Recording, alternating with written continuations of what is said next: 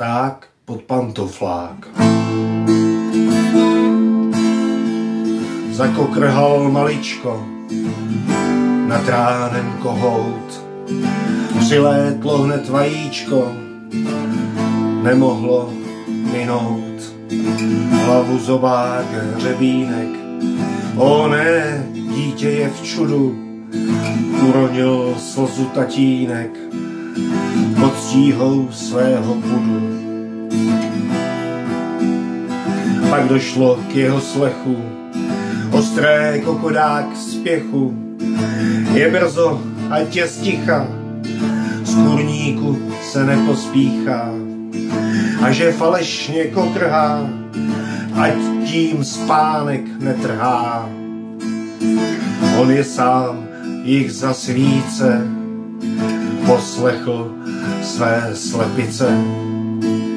A tak zmlkl na plůdku pták, kohout pod pantoflák.